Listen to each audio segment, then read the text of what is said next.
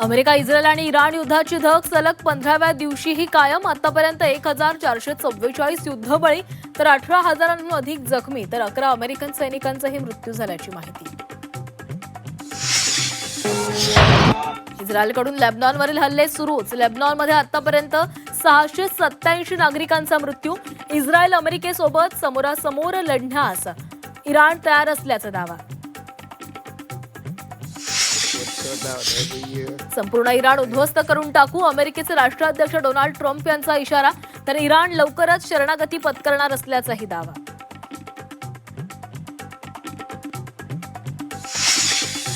Gas टंचाईमध्ये देशवासियांना काहीसा दिलासा. भारताचा शिवालिक गॅसवाहू जहाज होर्मुझमधून भारताच्या दिशेने रवाना.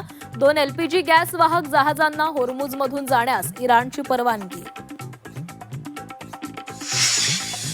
आखातातील युद्धामुळे हवाई प्रवास महागला. एअर इंडिया पाठोपाठ इंडिगोकडून इंधन अधिभार लागू. तिकीट दर 425 ते 2,300 रुपयांनी वाढणार. युद्धामुळे भाजीपाला फळांची निर्यात थांबली. बाजार समित्यांमध्ये आवक वाढल्यानं शेवगा, कलिंगड, खरबूजचे दर घसरले. शेतीमालाच्या दरात मोठी घसरण.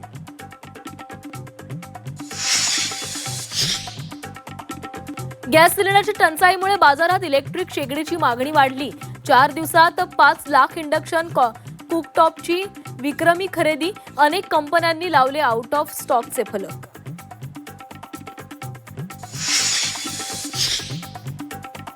जालना जिल्ह्यात गॅस सिलेंडरचा काळा बाजार. घरगुती गॅसचा व्यावसायिक कारणांसाठी वापर. पुरवठा विभागाच्या कारवाईमध्ये 43 सिलेंडर जप्त.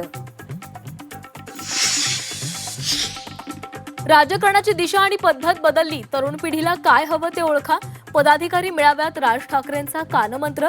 लवकरच पक्षाच्या ध्येय धोरणांची नवी यादी येणार.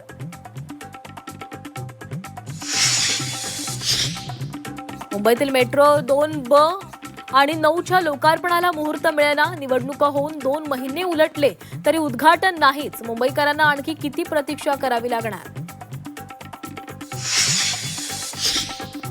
करवीर निवासिनी अंबाबाईचे दर्शन आजपासून 4 दिवस बंद. पुरातत्व खात्याकडून मंदिराच्या संवर्धन आणि देखभालीचं काम सुरू असल्याने निर्णय.